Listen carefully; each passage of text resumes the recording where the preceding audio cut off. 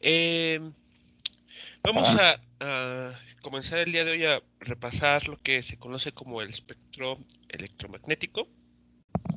Y bueno, la idea detrás de el espectro electromagnético, pues es lo que tenemos mostrado en pantalla. Una onda electromagnética no es otra cosa más que una combinación de los efectos de un campo eléctrico y un campo magnético, ambos cambiantes en el tiempo, que se retroalimentan mutuamente y que están viajando en una determinada dirección. Lo que tenemos aquí es justamente el ejemplo de una, digamos, podríamos aislar una onda electromagnética, ¿no? Así como, y eso lo planteo de manera similar a decirles, si pudiéramos aislar un átomo, ¿no? Lo cual técnicamente es imposible, pero bueno, en ese supuesto, pensemos en esa situación, ¿no? Podemos aislar una onda electromagnética, entonces veríamos una imagen como la que tenemos aquí, ¿no? Bueno, si aquí le ponemos pausa, ¿ok? Podemos notar lo siguiente. Esta onda está caracterizada, como sabemos, por esta cantidad lambda, llamada longitud de onda. Recordemos que la longitud de onda es la distancia, es una cantidad espacial que mide la distancia que hay entre dos puntos de la onda que, en los que esta onda tiene exactamente el mismo valor. Por ejemplo, aquí en esta imagen que les estoy mostrando ahora en pantalla, ustedes pueden notar que la longitud de onda está midiendo la distancia que hay entre un punto en el que esos dos campos toman el valor cero, o sea, no tenemos nada momentáneamente de onda en un punto específico, y la siguiente ocasión en la que esto se vuelve a repetir en un ciclo completo es lo que tenemos aquí adelante marcado, donde termina esta longitud. Entonces, esto va a ser un punto importante para entender el espectro electromagnético. Cuando hablamos de la radiación electromagnética, estamos hablando de un conjunto enorme de varias longitudes de onda, no solamente de una. Entonces, en este momento, en donde sea que estén tomando la clase, eh, ustedes están siendo, bueno, el lugar donde están ustedes está siendo llenado de radiación electromagnética. Incluso ustedes son fuentes de radiación. Los alimentos son fuentes de radiación, ¿no? Los aparatos eléctricos son fuentes de radiación. Entonces estamos llenos de radiación. Y bueno, no hay nada por qué preocuparse. A pesar de que estamos siendo bombardeados en todo momento, la radiación electromagnética, al estar caracterizada por una cierta longitud de onda, va a tener asociada también una cierta energía, una cantidad energética. Y eso es lo que justamente va a caracterizar si la radiación que recibimos puede hacernos algún daño o no. Entonces, bueno, esta es la idea que tenemos que tener en mente. Campos eléctricos y magnéticos cuya separación entre puntos iguales en la onda va a ser distinta. Estamos hablando entonces de la longitud de onda que va a estar cambiando. Entonces, bueno, a continuación déjenme mostrarles lo siguiente. Bien, estamos en la pizarra ahora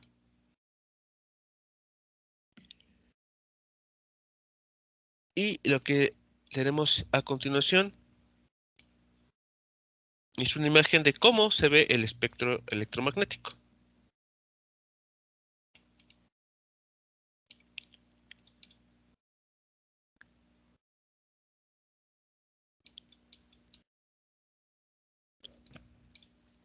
Veamos entonces qué tenemos aquí.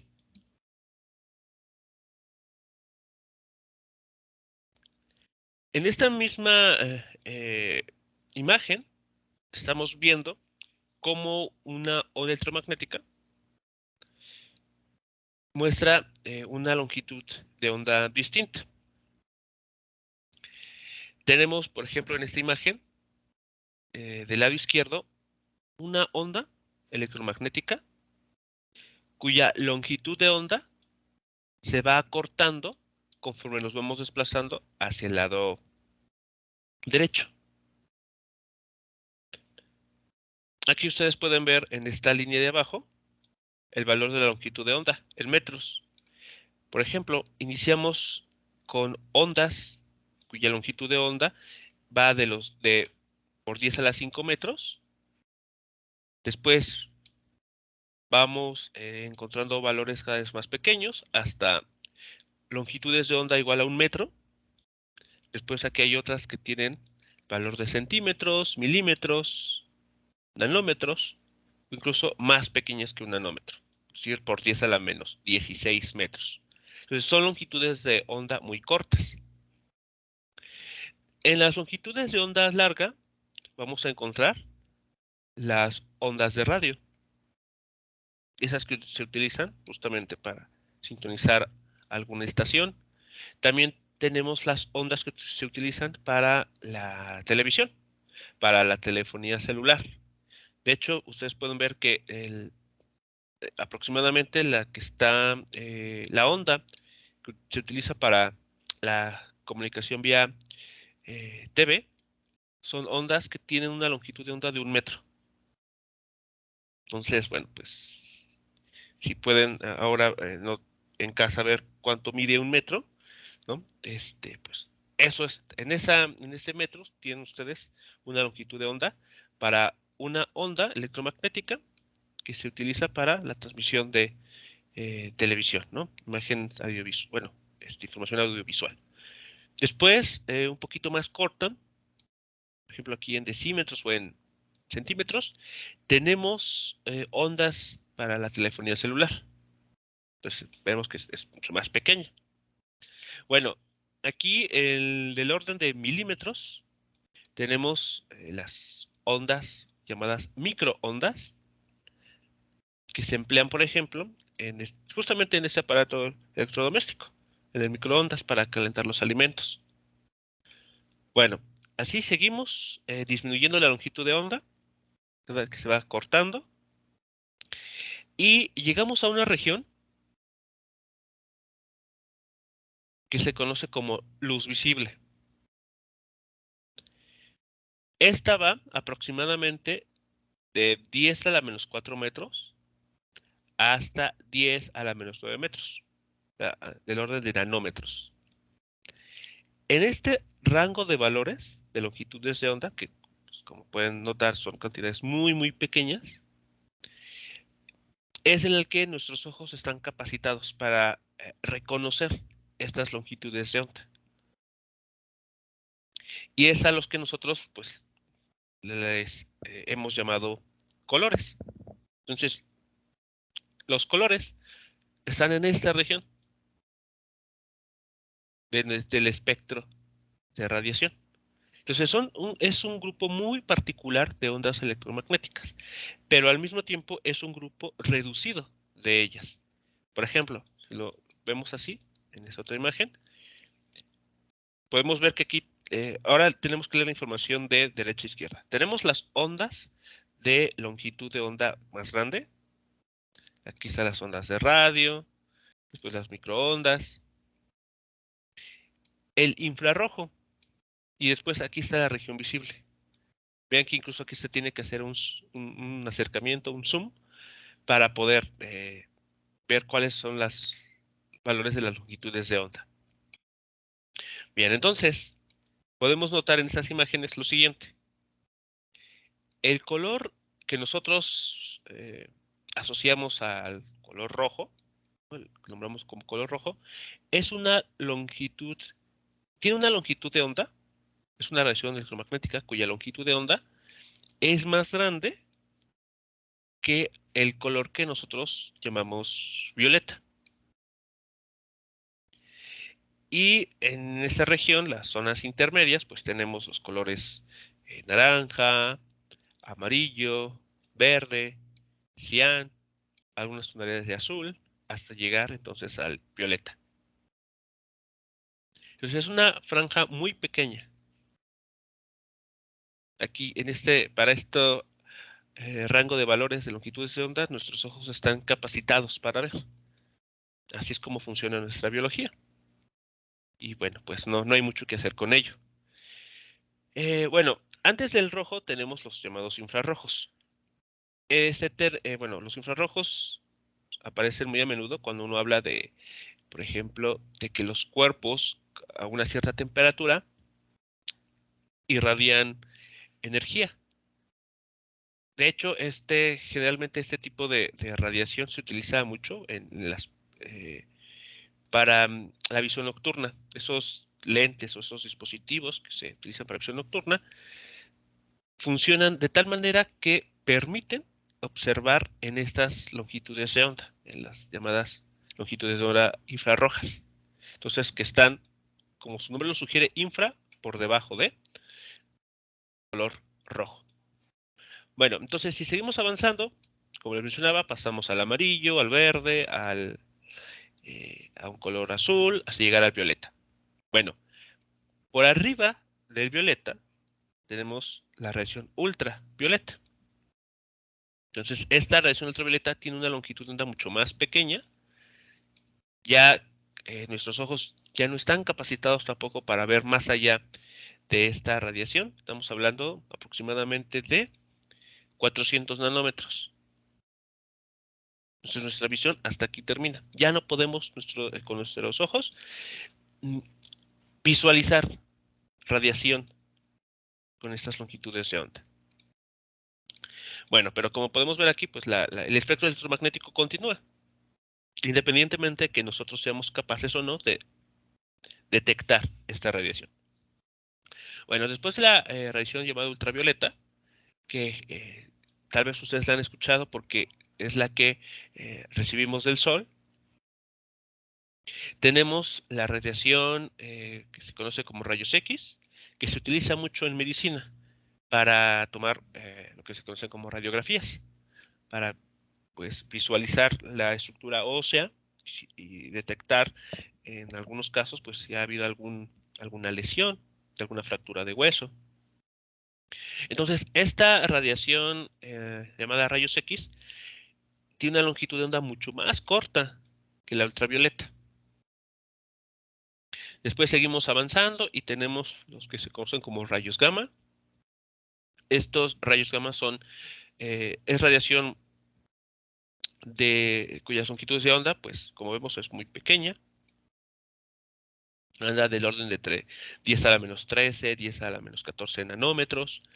Esto es la radiación que se presenta en fuentes radioactivas. Y seguimos aquí, llegamos a los rayos cósmicos. Si nosotros, por ejemplo, la estación espacial, la que se encuentra orbitando el planeta, pues recibe de manera directa este tipo de radiación. Ahora, esto que fuimos comentando fue con relación a la longitud de onda. Pero también esto se puede cuantificar a través de la frecuencia. Recordemos que hay una relación entre longitud de onda y la frecuencia. Bueno, entonces, cuando las longitudes de onda son muy pequeñas, la frecuencia de la onda se incrementa. Hay una relación inversamente proporcional. Bueno, resulta que esto ya es un concepto moderno. Bueno, por moderno me refiero que andamos hablando de unos 100 años, en el que se sabe ahora que la radiación electromagnética tiene una lleva consigo una energía, y esta energía depende de la frecuencia. Depende directamente de la frecuencia. Entonces, nótese lo que estamos diciendo a continuación. Si tenemos longitudes de onda corta, significa que la frecuencia de esa onda es muy grande. Y por lo tanto, la energía que llevan consigo también es muy grande. Entonces, los rayos cósmicos, los rayos gamma, los rayos X y la radiación ultravioleta, al tener alta frecuencia, llevan consigo una energía muy grande. Por esa razón, eh, los rayos cósmicos o los rayos gamma, por ejemplo, los que ocurren con material radioactivo, eh, tienen que ser tratados con cuidado, porque lo que pueden llegar a hacer es lo siguiente. Esta radiación puede atravesar un cuerpo, por ejemplo, un cuerpo humano, puede atravesarlo, pero al ser radiación de muy alta energía, de muy alta frecuencia, pueden lo que se conoce ionizar la región que atraviesan. En este caso, lo que estarían ionizando serían las moléculas que forman nuestro ADN. Y eso, pues va al ionizar las moléculas que forman a nivel celular, lo que eventualmente van a hacer es destruir las cadenas de ADN y generar mutaciones. Entonces, por ejemplo, en estos eventos ocurridos en la Segunda Guerra Mundial, con la explosión, lanzamiento, mejor dicho, de las bombas atómicas, las poblaciones que llegaron a sobrevivir en la región circundante sufrieron consecuencias debido a la radiación, como por ejemplo cáncer, o incluso hay personas que pues son descendencia de aquellas personas sobrevivientes que presentan todavía estragos de esa radiación. Sus cadenas de ADN pues fueron dañadas a nivel celular. Entonces, bueno, por esa razón, este tipo de radiación tiene que ser tratada con mucho cuidado. Bueno, los rayos X siguen siendo ondas de alta frecuencia, por lo tanto de alta energía, pero pues pensemos, para este momento, ¿ustedes cuántas veces han tenido que recurrir a tomarse rayos X, ¿no? Por alguna situación de salud? Tal vez durante estos ciertos años de su vida, pues tal vez a lo más alguna ocasión han ido a tomarse alguna placa con rayos X. Entonces, bueno, a pesar de que esta radiación es altamente energética, la exposición a la que tal vez ustedes han estado, pues, bueno, han sufrido, pues es poca. Y eso es un dato a tomar en cuenta. Para saber que si una radiación puede causar daño o no, se tienen que tomar en cuenta dos factores. La energía o la frecuencia de esa radiación, pero también del tiempo de exposición en que, por ejemplo, una persona esté bajo la influencia de dicha radiación.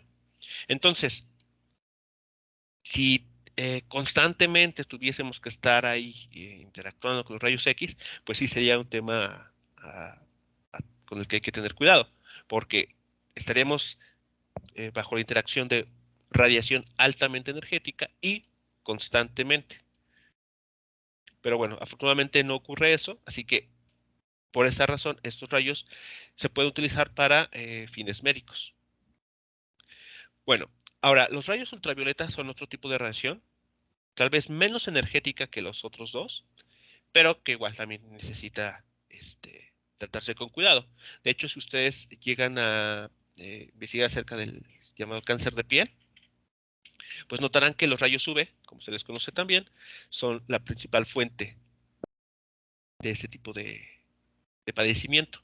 Y eso es justamente porque si no, en zonas donde se cuenta con, eh, con alta fuente, bueno, alta exposición al sol, pues, y no se tiene la precaución o el cuidado debido, por ejemplo, utilizar protección solar, pues se corre el riesgo o se incrementa el riesgo de sufrir cáncer de piel. Entonces, bueno, si ustedes llegan a ir a algún lugar en donde saben que hay alta exposición a la luz solar, pues no olviden protegerse debidamente.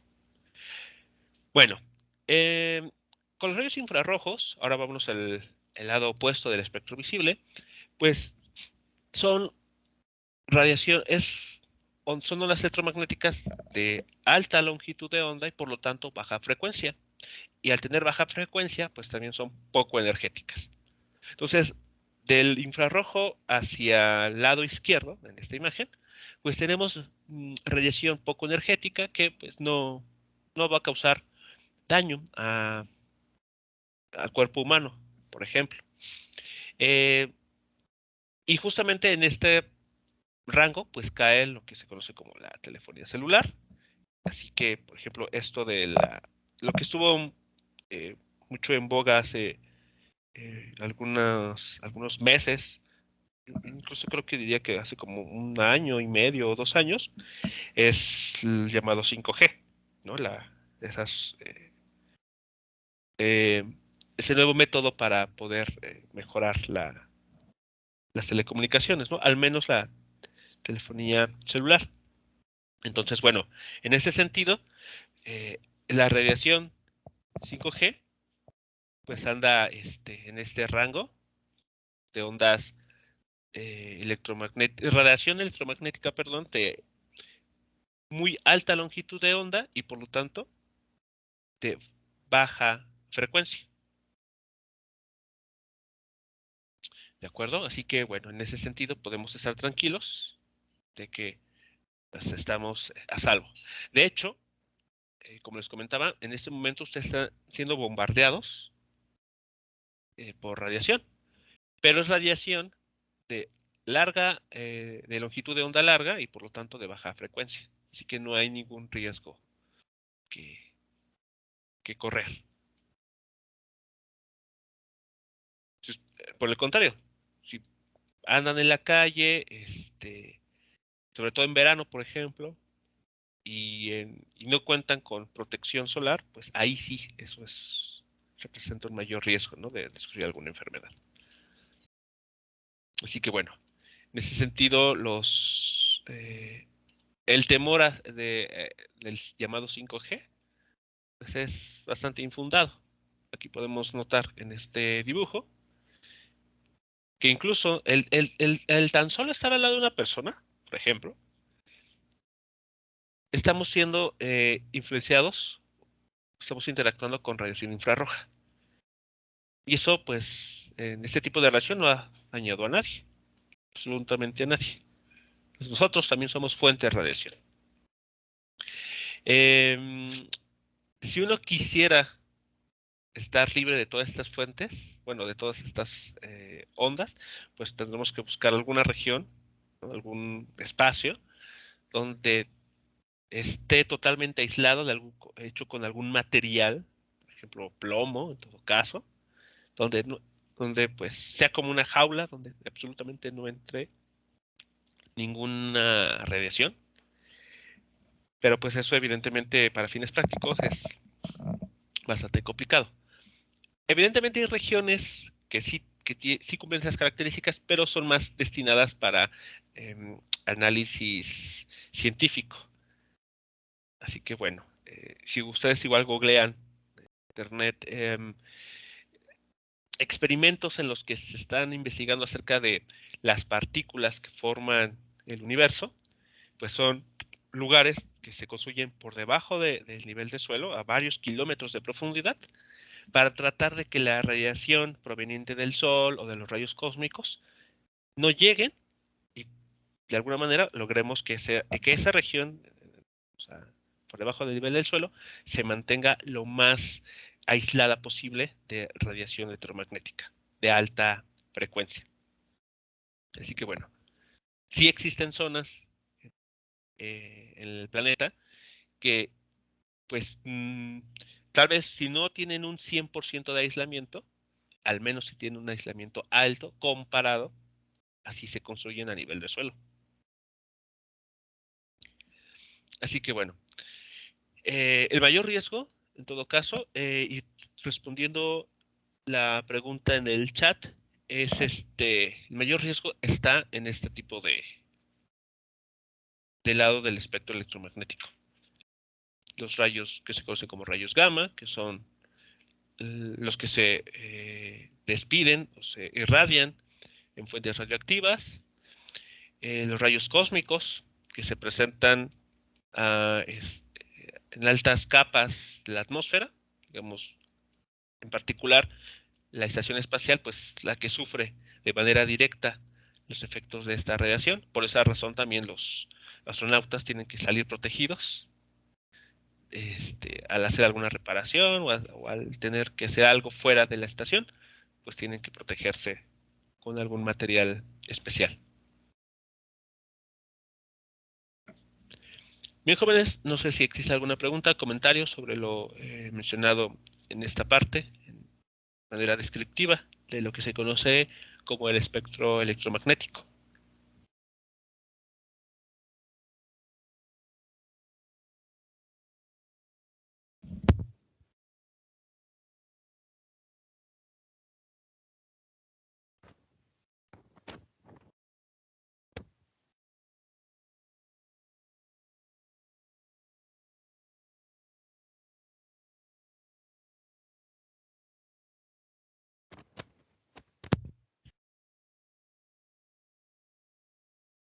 Ok, la pregunta, entonces, ¿realmente qué es lo que hace peligrosa a la radiación? Bueno, al ver de la radiación, así simplemente, de lo que estamos hablando es de toda esta gama de longitudes de onda y de frecuencias. Entonces, de manera general, la radiación es un fenómeno con el que coexistimos todos los días. Ahora, de esa radiación hay un grupo selecto, que sería la radiación de alta frecuencia, que son las que tenemos aquí, de este lado. Los rayos gamma, los rayos cósmicos, los rayos UV, los rayos X. ¿Qué los hace peligrosos? Bueno, como les mencionaba, esta radiación es altamente energética. Entonces, ¿recuerdan el fenómeno de resonancia? ¿Lo que es?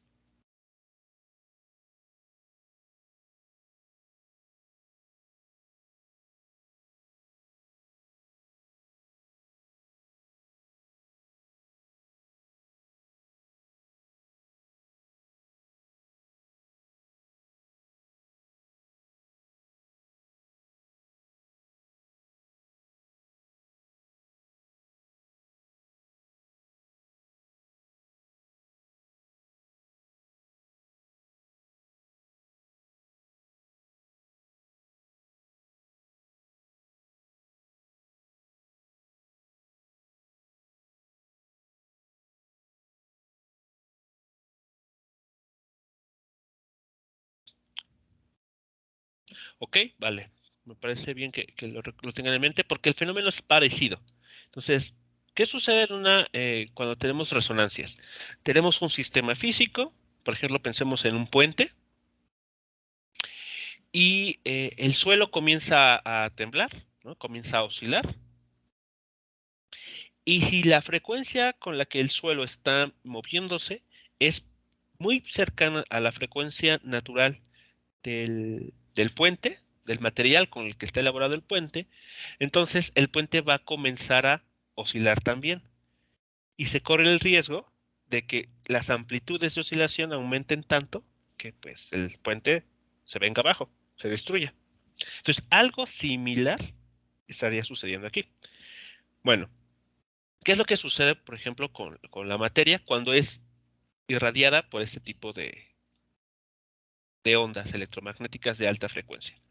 Bueno, como ustedes saben, los átomos están formados por un núcleo donde tenemos neutrones y protones, y aquí tenemos lo que se conoce como los electrones, ¿no? Que están orbitando, están ahí manteniendo dando vueltas alrededor del núcleo. Bueno, cuando tenemos una longitud de onda muy larga, por ejemplo, ondas de radio, ondas bueno, del infrarrojo, Estas ondas van a pasar de largo. O sea, van a pasar aquí, van a estar oscilando y se siguen. Y no va a pasar absolutamente nada. Porque son también son ondas electromagnéticas de baja energía, de baja frecuencia. Bueno, entonces, con este color, por ejemplo, este verde, no pasa nada. El átomo ni enterado. Pero ¿qué pasa cuando se irradia con longitudes de onda? Bueno, una radiación cuya longitud de onda es muy pequeña y eso quiere decir que su frecuencia es alta. Bueno, entonces con esta radiación el átomo ya no va a ser, ya no, la onda ya no va a pasar de largo, sino que ahora sí va a interactuar con el átomo. ¿De qué manera? Bueno, esta radiación viene y lo que sabemos ahora es que esta radiación va a ser absorbida por el electrón, por ejemplo, aquí, por este electrón. Y este electrón, al tener más energía, lo que puede llegar a ocurrir es que brinca a un nivel energético en el átomo, por arriba, o incluso puede llegarse a dar el caso de que este electrón sale, o sea, deja totalmente de formar parte del átomo. Ahora, ¿esto qué implicaciones tiene? Bueno, supongamos que el átomo, al ser irradiado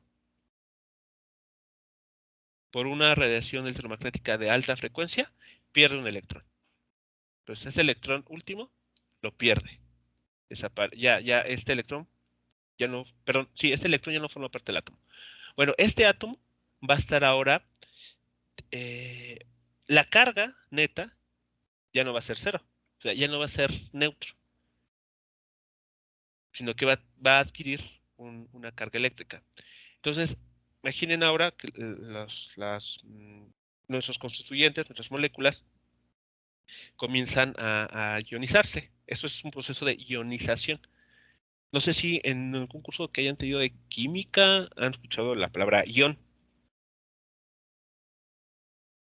No sé si recuerdan lo que es un ion.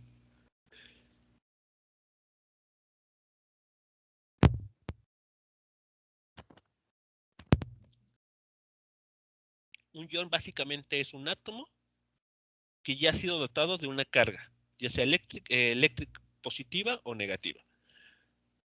Todo va a depender de si le faltan o le sobran electrones.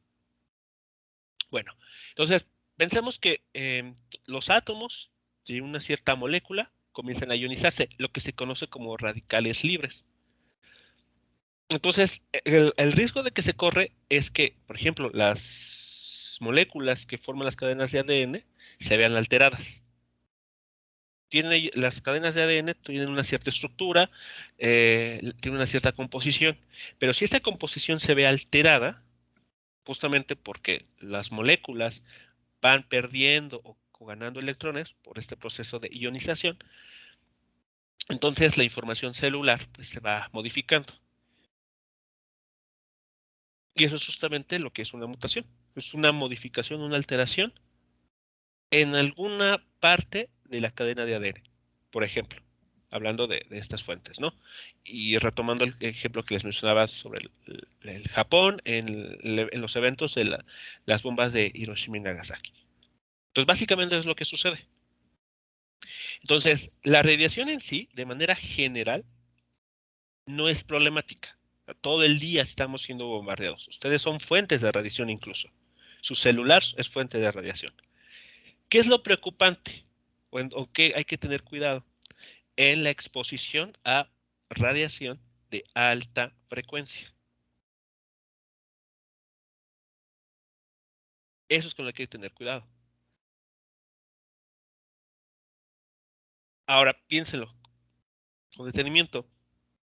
En el lugar en el que viven, ¿están ustedes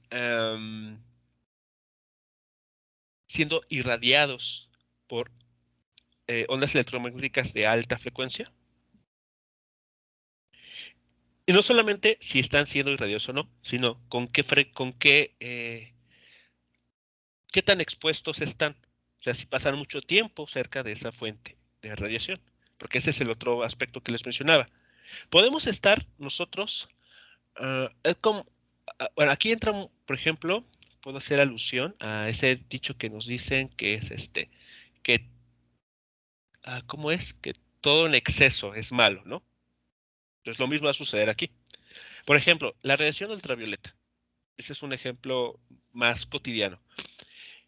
Todos los días, bueno, por alguna necesidad tenemos que salir de casa, así que estamos expuestos. Nos llega la luz del sol. Eh, si nosotros nos desplazamos, ¿no? Estamos en la calle y hacemos las compras, o vamos de visita, lo que sea que hagamos. Si, si la actividad que realizamos nos lleva a estar muchas horas bajo el sol, entonces ahí tenemos una alta exposición a radiación ultravioleta. Eso sí es problemático, porque estamos pasando mucho tiempo expuestos a esa radiación.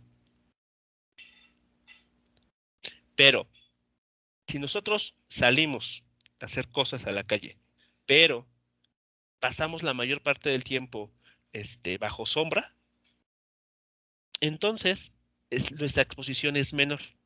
Sí estamos siendo irradiados, pero es menor la exposición. Así que eso también es un factor a considerar.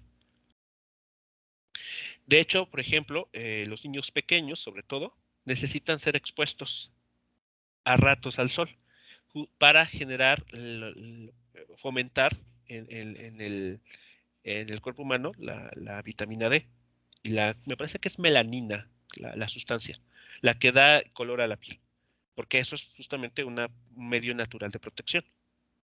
Bueno, entonces ahí, en ese caso específico, la exposición al sol en cortos periodos de tiempo es algo benéfico, porque fomenta la producción de esta vitamina en el cuerpo, o de esta sustancia, hablando de la melanina. El problema, como lo estoy tratando de indicar, viene cuando pasamos mucho tiempo expuestos a una radiación de alta frecuencia. Entonces, por eso, cuando uno, bueno, quien gusta ir a playas, por ejemplo, que son lugares donde pues lo atractivo es estar expuestos al sol, se tiene que tener cuidado de cargar pues siempre con algún protector solar.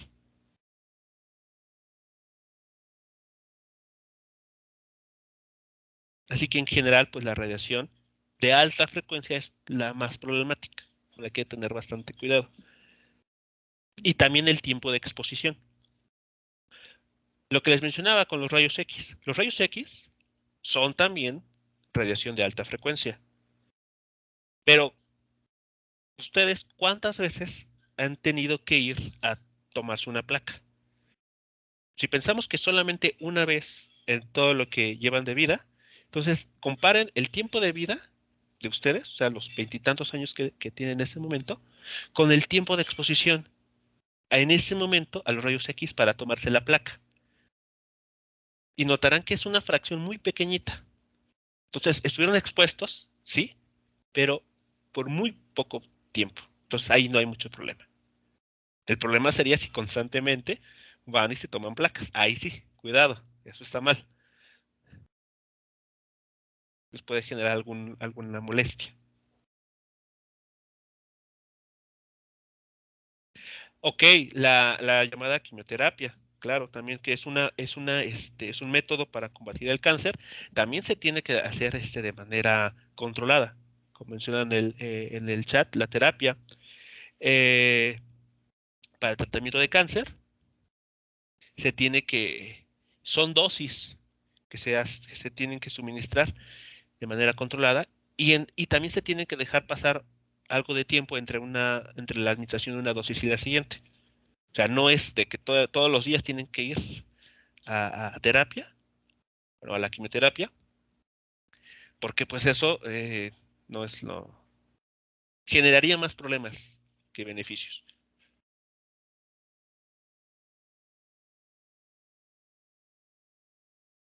Entonces ahí es radiación eh, igual de alta frecuencia, la quimioterapia, que se utiliza para eh, atacar o tratar de atacar a las células cancerígenas. Entonces también ahí el tiempo de exposición a esa radiación tiene que estar controlada.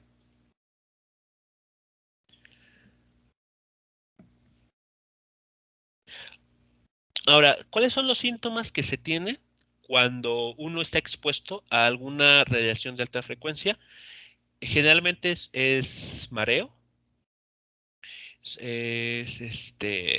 también vómito. Son los síntomas típicos, son los primeros síntomas que el cuerpo experimenta, entre algunos otros, pero bueno, esos los demás no los recuerdo, pero los que si están muy presentes en mí son mareo y vómito. Ahora, bueno, tampoco los quiero decir que si ustedes presentan alguno de estos síntomas en algún momento de su vida, es que están siendo bombardeados, ¿no? Por alguna radiación. ¿No? También hay que entender el contexto. Si estamos, si sabemos que estamos siendo expuestos, por ejemplo, a este tipo de radiación, bueno, y presentamos esos síntomas, entonces algo sí está, o sea, el tiempo de exposición si ha superado un cierto nivel y hay que recurrir al médico para evitar algún problema de ese estilo. Pero si nos mantenemos alejados de estas fuentes de radiación en nuestra vida cotidiana, entonces a estos síntomas que menciono, pues se pueden deber a otro tipo de situación, ¿no? Algo que nos hizo daño, que al comer nos generó alguna molestia. Entonces, bueno, tampoco es generar paranoia, simplemente pues que sí, tengan en cuenta esto que les comento, ¿no? La radiación eh, tiene efectos nocivos cuando esta radiación es de alta frecuencia y también el tiempo de exposición es prolongado. También es un factor a tomar en cuenta.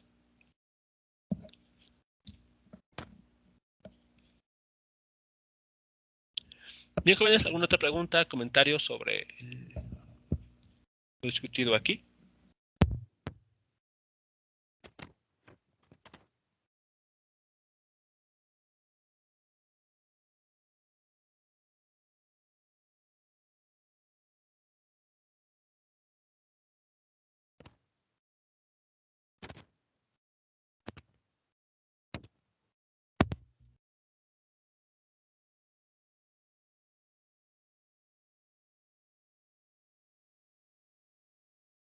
Bien, entonces, de todo el espectro electromagnético, que son, como podemos ver aquí, son ondas.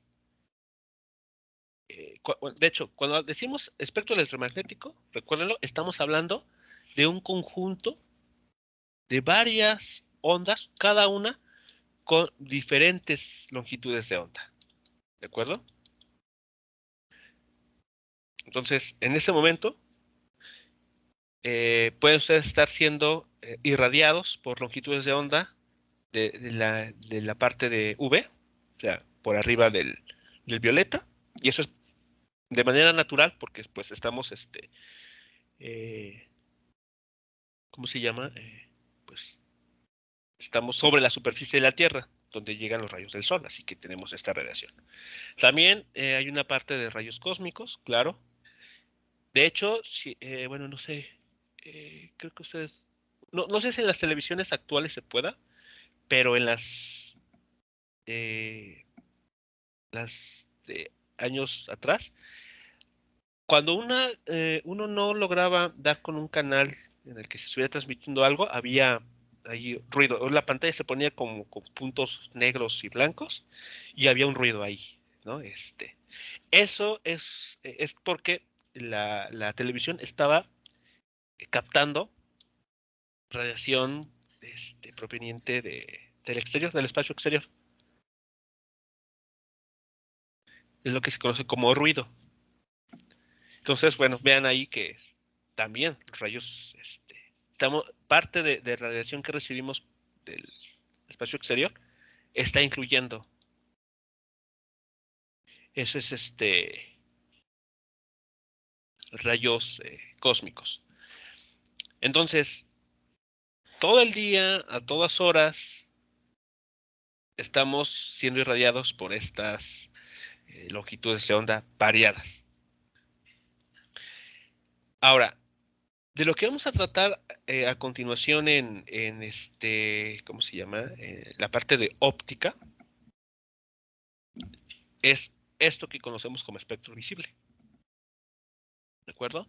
Así que vamos a trabajar a partir de ahora en este rango de valores.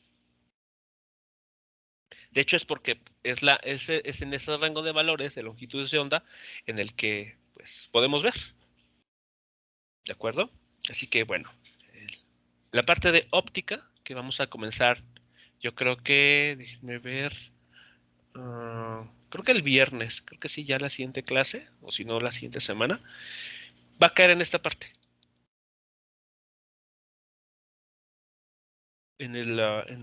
¿cómo se llama? El espectro visible. Entonces, bueno, cuando hablemos de la luz, en el contexto que vamos a estar trabajando, quiero que quede claro que de lo que vamos a estar hablando es de longitudes de onda que van aproximadamente de los 400 nanómetros hasta los 700 nanómetros. A eso es lo que estamos haciendo referencia cuando hablamos del concepto luz.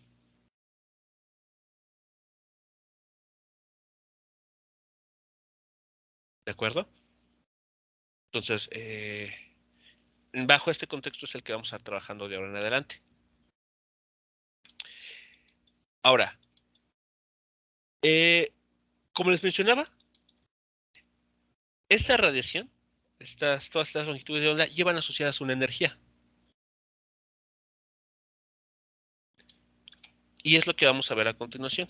Vamos a repasar o a ver cómo se calcula, déjenme quitar esto, cómo se va a calcular la energía de una onda electromagnética. ¿De acuerdo? Y para ello vamos a tener que definir lo que se conoce como el vector de Poynting. Bueno, ¿qué es el vector de Poynting?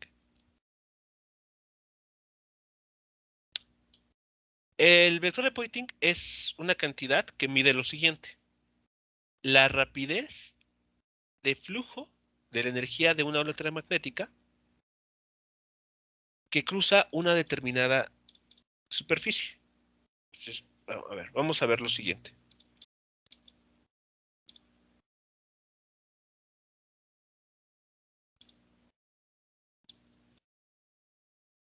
A ver, consideren la siguiente situación. Creo que ahí se ve todo. Aquí tenemos un sistema coordenado. Aquí está el eje X, aquí está el eje Y y aquí está el eje Z. Vamos a fijarnos en alguna onda electromagnética y para ello, recuerden, pues tenemos que considerar entonces su campo eléctrico y su campo magnético. Vamos a tomar por convención que el campo eléctrico está alineado con el eje Y. Entonces, esta línea de color verde representa el campo eléctrico de nuestra onda electromagnética. Y por lo tanto, el campo magnético B se va a alinear con el eje Z. Bien, entonces aquí tenemos el campo magnético. Esta onda va a estarse moviendo a lo largo del eje X positivo. Es decir, aquí tenemos la onda electromagnética. Así está viajando sobre el eje X positivo. Bueno, vamos a considerar lo siguiente. Esta es una superficie, este rectángulo o este cuadrado de color rojo es una superficie que la onda electromagnética va a tener que cruzar. ¿De acuerdo? Bueno, entonces, cuando la onda electromagnética llegue a esta superficie de color rojo, vamos a empezar a contabilizar nuestro tiempo. O sea, t es igual a 0 justo cuando la onda llega a esta región de color rojo. Bueno, la onda va a seguir avanzando, evidentemente, a lo largo del eje X. Bueno, consideremos que a una distancia siguiente va a ser muy pequeñita, un diferencial de X, tenemos esta otra superficie, la de color azul.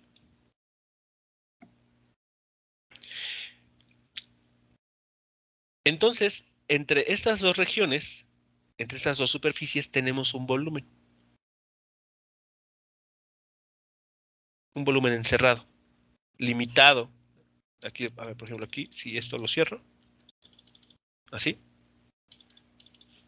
pueden ver que estamos ahí, tenemos un paralelepípedo. Aquí está un lado, aquí está el otro lado, aquí está otro lado, y las superficies roja y azul son las caras de dicho paralelepípedo. Bueno, entonces la onda electromagnética va a pasar por estas dos caras. Las va a tener que atravesar. Y esto lo va a hacer en un cierto tiempo. Un tiempo muy pequeñito.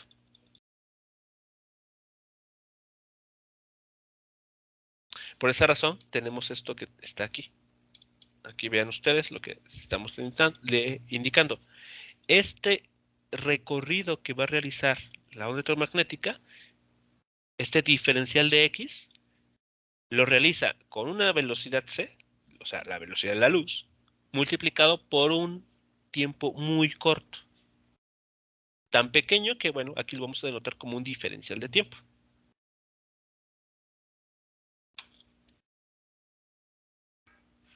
¿Hasta aquí preguntas, comentarios?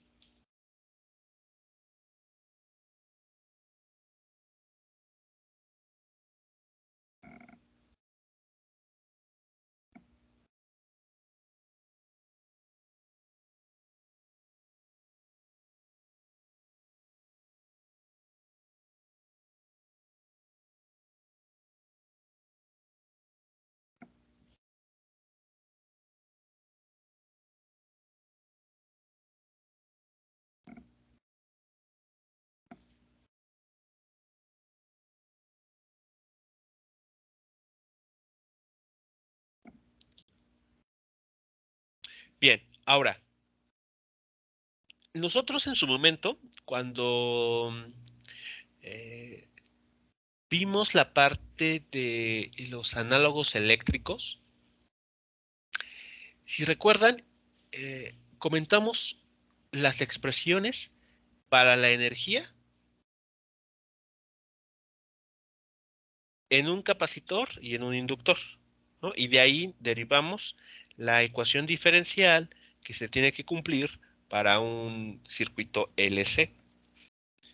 Y después pasamos a un circuito RLC. Bueno, pues en ese momento lo que dijimos es que si tenemos un campo eléctrico almacenado en un capacitor, tenemos entonces energía eléctrica almacenada en el capacitor. Y lo mismo con el inductor o la bobina. Cuando en una bobina, mejor dicho, en una bobina, se deja transitar una corriente eléctrica, tenemos un campo magnético y en ese momento estamos almacenando energía de tipo magnética. Bueno, en una onda electromagnética vamos a tener igualmente esas componentes, es decir, una parte que nos habla de la energía asociada a la presencia del campo eléctrico, más otro tanto que nos habla de la energía que se almacena en el campo magnético o que corresponde al campo magnético. Entonces, la energía que transmite una onda electromagnética, que vamos a llamar U mayúscula, vean, se compone de energía eléctrica y de energía magnética.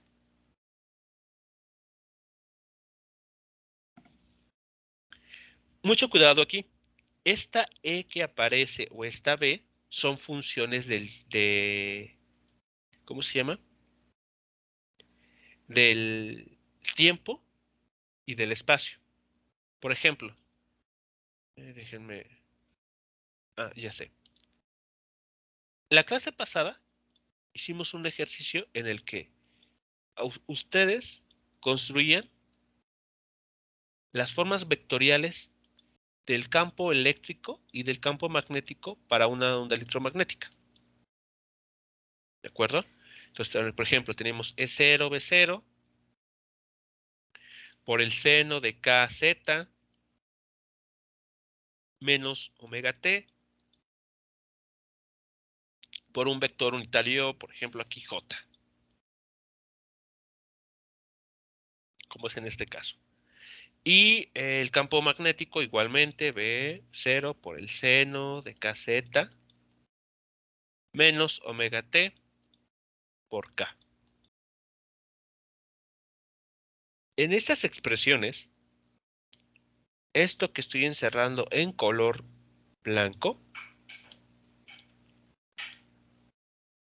el encerrado en color blanco son los módulos o magnitudes de la cantidad vectorial correspondiente. Es todo esto que está aquí es el módulo y aquí está la dirección. Y lo que está aquí escrito es el módulo elevado al cuadrado. No es E0 ni B0, sino es todo esto. Todo esto encerrado es lo que está aquí presente. Y en el campo magnético, todo esto que quedó encerrado es lo que estamos colocando aquí.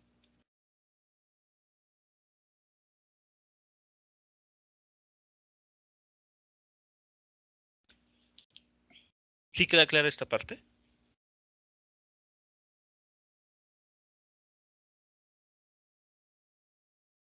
Si yo pusiera aquí E0 y B0, entonces sí, serían estas cantidades que tenemos aquí. Vean, esto, las amplitudes de la onda. Pero no es lo que estoy escribiendo. No estoy escribiendo E0 y B0. Entonces, mucho cuidado. No vayan a confundirse. Esta E es todo esto que está aquí. Vean, incluye la amplitud de la onda y la función trigonométrica que depende del espacio y del tiempo. Y esta B que tenemos aquí incluye la amplitud de la onda, B0, junto con la parte de la función trigonométrica, seno de kz menos omega t.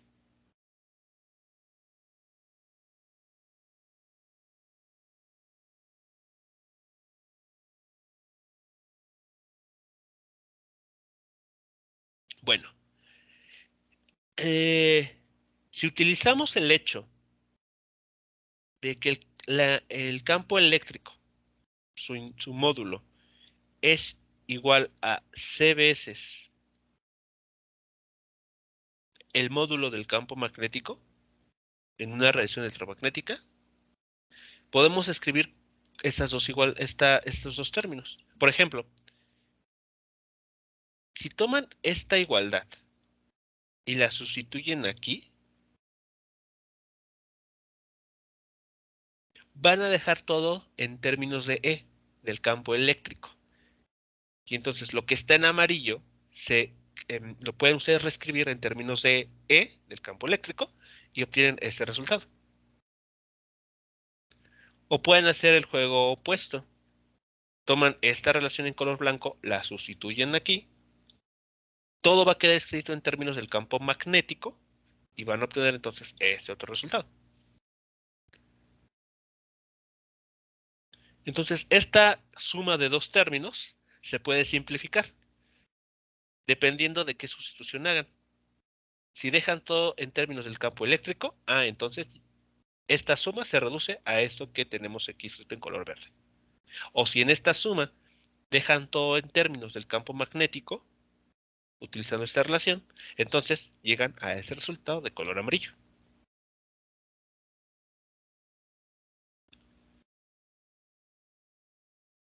¿Preguntas, comentarios, jóvenes, con esta parte entonces?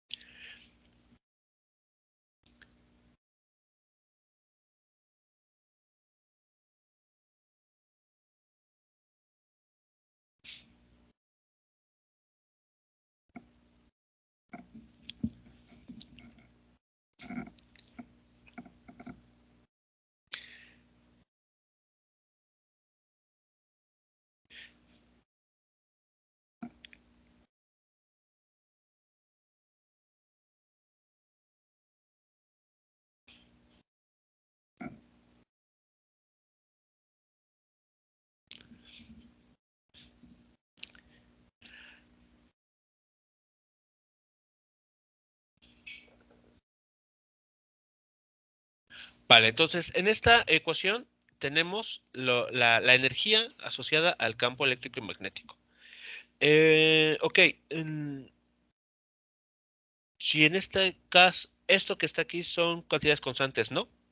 Como lo hemos indicado, esto que está aquí son cantidades que dependen del tiempo en particular.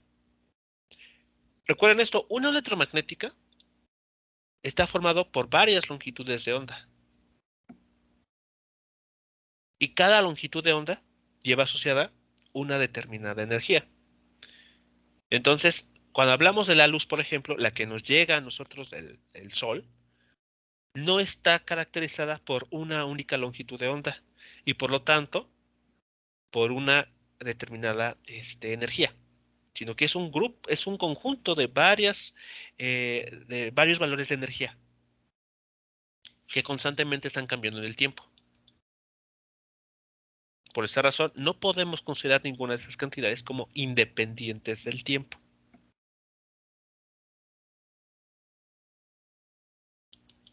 Bueno, entonces, ahora, ¿qué vamos a hacer a continuación?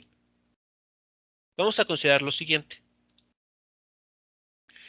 Vamos a tomar en cuenta el área que atraviesan, lo que les mencionaba hace unos varios minutos atrás, el área que atraviesa nuestra onda electromagnética, o sea, esta cara del paralelepípedo. También consideremos el volumen que va a atravesar, o sea, toda esta región que queda aquí encerrada, todo esto que está aquí ensanguichado.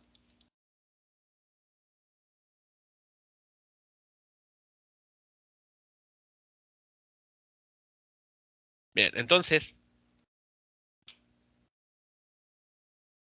durante este tiempo en el que la onda pasa de la placa o de la superficie roja a la azul, ha transitado energía. Estas líneas de color verde ahora representan esa energía que está fluyendo, ¿no? Que está siendo transportada. Bueno, ese diferencial de energía se puede ver como la energía por unidad de volumen multiplicada por el diferencial de volumen que está aquí siendo encapsulado. Ahora, este diferencial de volumen, si lo pensamos con cuidado, ¿qué es el diferencial de volumen de la superficie de lo que está aquí encerrado? Se calcula fácilmente multiplicando el área de estas caras por esta longitud. Es el área de un paralelepípedo. Entonces, eso es lo que estaremos encontrando. El volumen que está siendo atravesado por la onda electromagnética es igual a el área de cada superficie por la base, por la longitud de la base. ¿Pero esta cuánto vale? C por diferencial de tiempo. Aquí está, este diferencial de X. Entonces hacemos el siguiente cálculo o hacemos el siguiente despeje.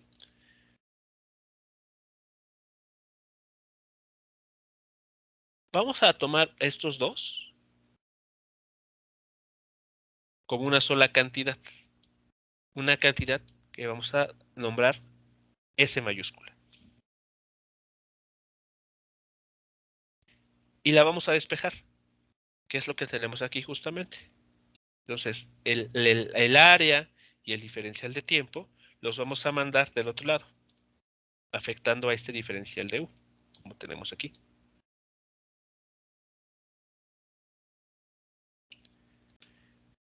Esta cantidad así escrita, que es el producto de U por C, no es otra cosa más que el llamado vector de Poynting.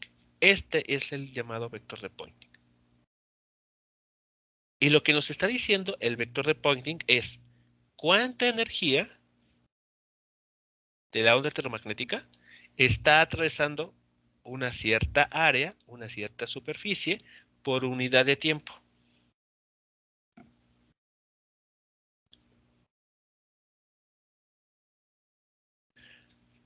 Para poner esto en contexto, piensen en un panel solar. Aquí tenemos el panel solar. Y sobre ese panel solar, pues está llegando la luz del sol.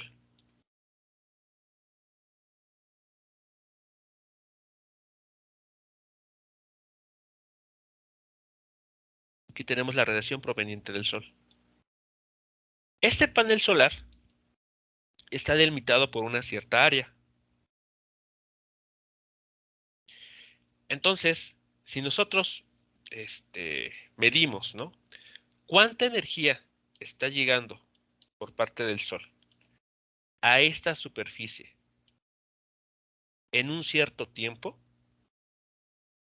si tomamos en cuenta estos tres parámetros, de lo que estamos hablando es entonces conocido como vector de Poynting, la cantidad S mayúscula que aquí tenemos. Y esta cantidad se puede expresar de esta manera. También. Es decir, el vector de Poynting toma en cuenta el campo eléctrico, el campo magnético, porque son los dos constituyentes de esta radiación electromagnética. Bueno, esta cantidad o este resultado se puede expresar de manera vectorial. De este modo. Vemos que este es el módulo y esta es la expresión vectorial. De esta relación podemos concluir que las unidades para el llamado vector de Poynting son watt sobre metro cuadrado. Si ustedes recuerdan, la energía se mide en joule. Por unidad de tiempo, o sea, joule sobre segundo, eso es un watt. El área en el sistema internacional se mide en metro cuadrado. Esa es la unidad base que solemos utilizar. Entonces, aquí está. La unidad de medida del llamado vector de Poynting es esto. Watt sobre metro cuadrado. Y nos está dando como información el flujo de energía por unidad de área y por unidad de tiempo que se irradia o que se atraviesa, que atraviesa la radiación electromagnética. Entonces, como ven, este vector de Poynting lleva en sí mismo información de energía por unidad de tiempo. O sea, en cierto, por ejemplo, en, no sé, 9 minutos, ¿cuánta energía nos está llegando de alguna fuente de radiación? Por ejemplo, la luz solar, en una determinada área, que podría ser, por ejemplo, el área de un panel solar.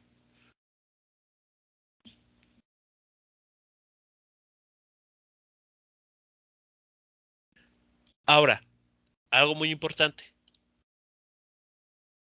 Esta cantidad es un vector, así que tiene una dirección. Si tomamos en cuenta el esquema que les mencioné hace unos momentos, tenemos el campo E alineado con el eje Y, el campo B alineado con el eje Z. Por lo tanto, ¿cuánto va a ser, en qué dirección se tiene el producto vectorial de ellos dos, el producto cruz?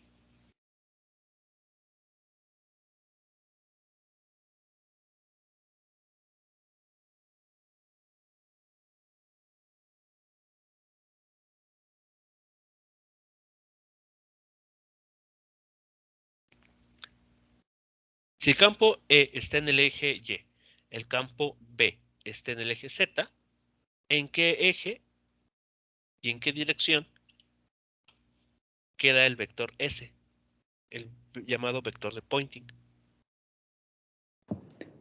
¿En X? En el eje X positivo. Entonces, vean, el vector de Poynting es una cantidad vectorial que apunta en la dirección de propagación de la onda.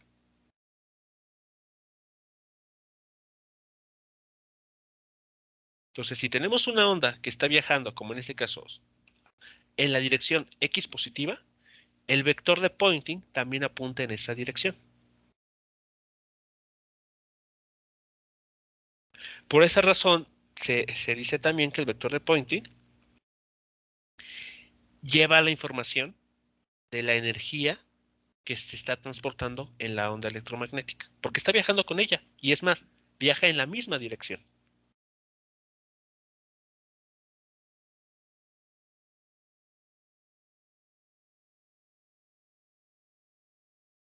¿De acuerdo? ¿Preguntas, comentarios, jóvenes, sobre esta parte?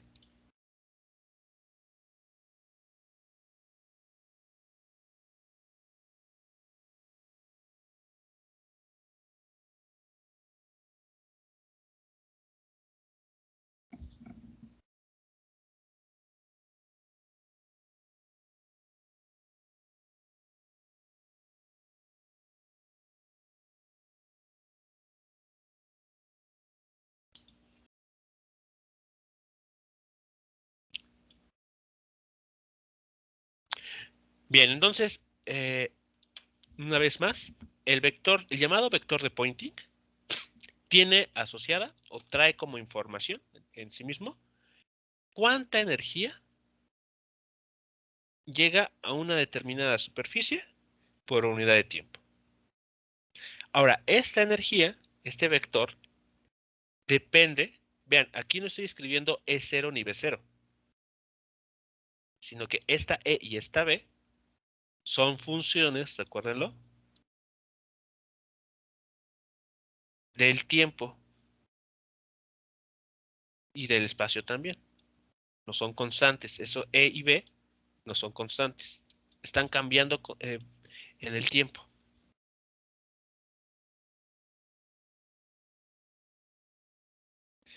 A ver, voy a cambiar de pantalla para usar esta parte. A ver, por ejemplo, en esta imagen. Déjenme ver esto. Ok, creo que sí. Vean. Consideren el área que se forma en el eje X y en el eje Y que tenemos aquí, ¿no? Que estarían dadas por esta flecha de color negro. Vertical y la horizontal. Pues aquí tenemos una determinada superficie. En este momento, en la imagen que he congelado, el campo eléctrico, que es lo que está mostrado aquí en color rojo, y el campo magnético, tienen un cierto valor. Déjenme ver, pónselo. A ver. Así, ok, vean. En este momento, en esta superficie, aquí frontal, los campos eléctricos y magnéticos tienen una amplitud muy pequeña. Entonces, en ese momento, tenemos una energía muy pequeña. Pero ¿qué pasa? Vean, a continuación. Si dejamos que la onda electromagnética siga avanzando, siga cruzando, ahora en esa nueva imagen tenemos un incremento en el campo eléctrico y en el campo magnético. Así que en este momento la radiación electromagnética que está cruzando ha aumentado. Aquí vemos que aumenta más. Ahora vuelve a disminuir. Vean que los campos están disminuyendo. Va disminuyendo. En este momento, sobre esta área, los campos eléctricos y magnéticos valen cero. Entonces la energía asociada en este momento, en este breve momento, vale cero. Pero si dejamos que pase el tiempo, ahora vean que los campos eléctrico y magnético están incrementándose hasta que alcanzan un valor máximo. Entonces, si esto lo dejamos correr en el tiempo, vean que porque el campo eléctrico y magnético están cambiando en el tiempo, la cantidad de energía que está atravesando esta superficie frontal también está cambiando.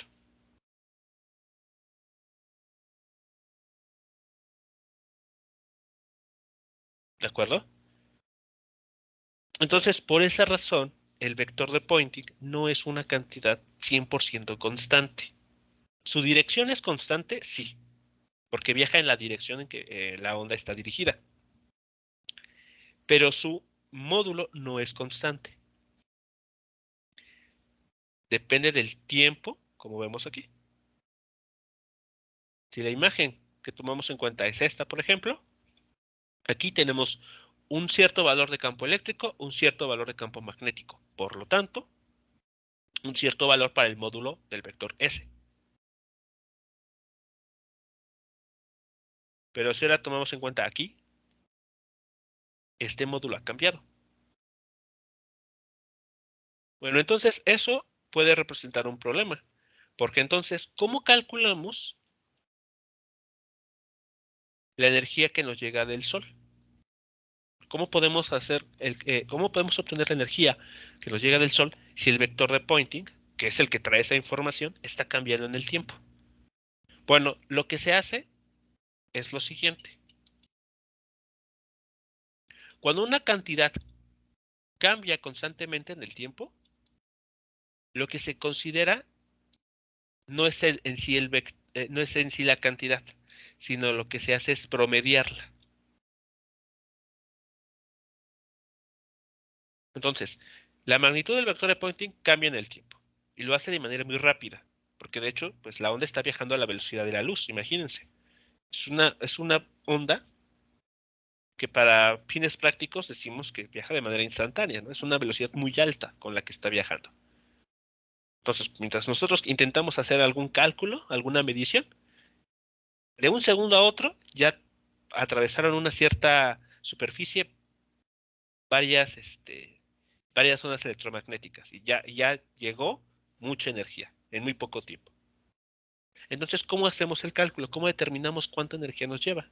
Perdón, nos llega. Entonces, lo que hacemos es calcular lo que se conoce como la tasa media o el valor medio. Esta cantidad se llama irradiancia o intensidad de la onda. Y entonces se calcula promediando. Vean aquí. Tomamos el módulo del vector de Poynting, lo integramos en un periodo de tiempo, o sea, de 0 a t, donde t mayúscula es el periodo. Y al hacer la integral, es decir, lo que hay que tomar en cuenta es lo siguiente. Este vector S tiene como módulo esta cantidad, E por B entre mu 0, donde E por B es esto que está aquí. Aquí está E y este es B. Vean que son cantidades que dependen de la función trigonométrica. Bueno, cuando se hace esa integral, que tenemos aquí señalada, se hace la integral, se evalúa de 0 a t, donde t es el periodo. Vean lo que se obtiene. E0, B0. Estas cantidades ya son constantes.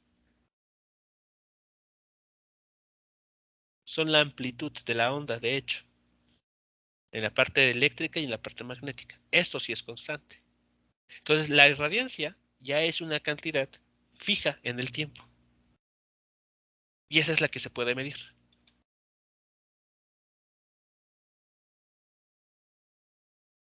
Y lo único que hemos hecho es calcular un promedio.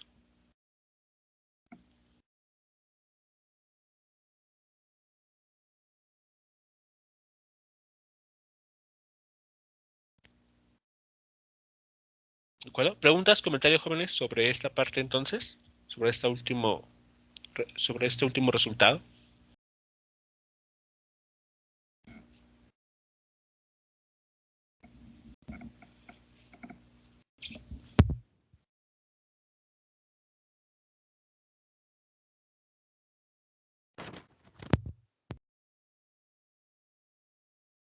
Entonces, aquí implícitamente, en esta cantidad S, va E0 por el seno del argumento ya conocido, que multiplica a B0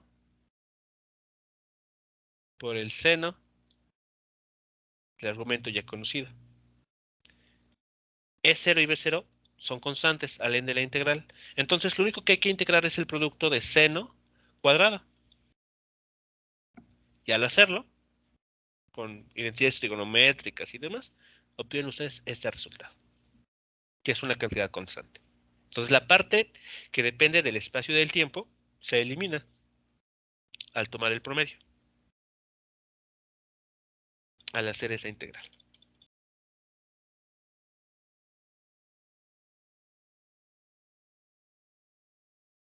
Entonces, les sugiero que hagan ese cálculo. Verifiquen que en efecto al integrar el vector de Poynting en un periodo, obtienen ese resultado, que es una cantidad constante. Y eso es lo que sí se mide.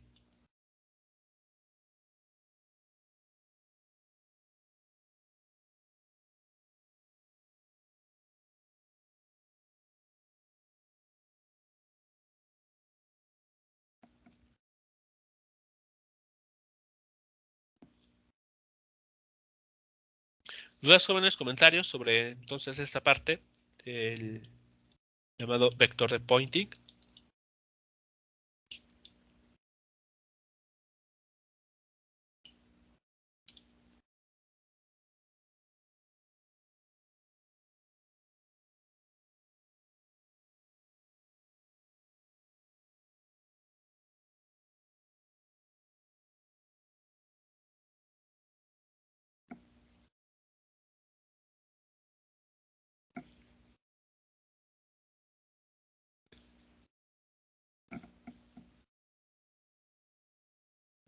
Bien, jóvenes, bueno, entonces damos por terminada nuestra sesión de este día en este punto.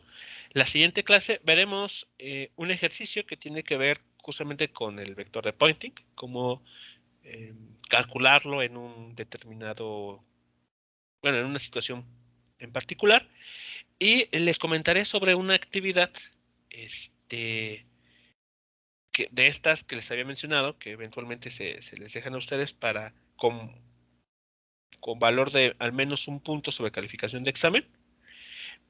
Y bueno, ya la siguiente clase les comentaré detalle de qué iría esta actividad,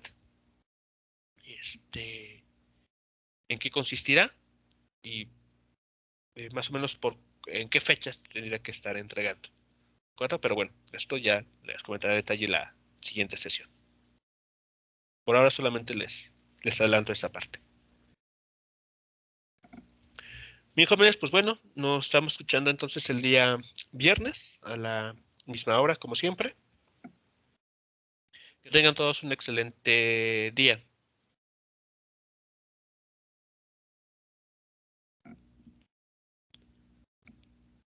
Hasta luego. Buen día, profe. Igualmente, hasta luego.